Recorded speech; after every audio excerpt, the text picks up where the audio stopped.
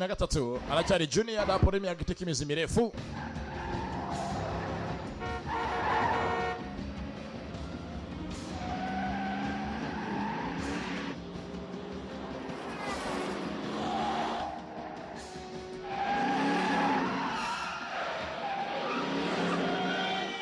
Barakubanye na Whistler ntafatika.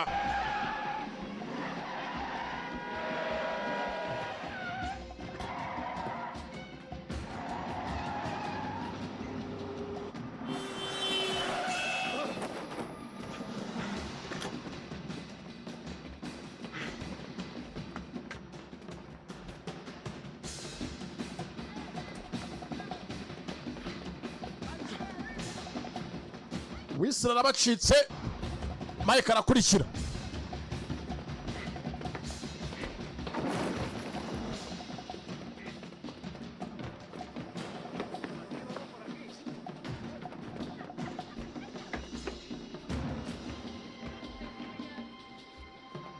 Sankara kabura. Itsimbye hakurya.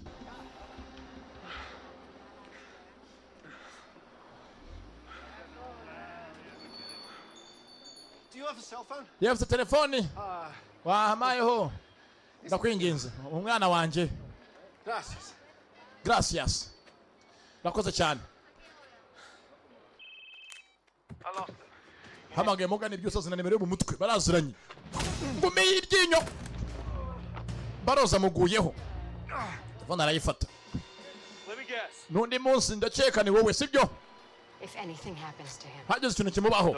Urakora iki se? Kandi kibaye aramukubita umujyo mu gatuza kiba kibi. Mukata. Where are you? Muri hehe? Your buddy, where do you think I am? Sheka ndi hehe ko yari yancitse. LJ and Sophia, I'm ready to do the exchange. Bitanga Sophia na LJ. What? Aramukupa. Plan shots, he's already there. Pango sirange suzo ngo bari bahagereye mu gihe baje. Byose no byangije Whistler. I can fix this. It's what Byose nabice mu ruce muri cyaro biteje ibibazo. so no one else would get hurt. You really think I would put anyone's life at risk? You already have. Yanga kwasama ngo nabwo yashobora bose mu bibazo kandi abikoze kare. Kumbanga aha Elikandi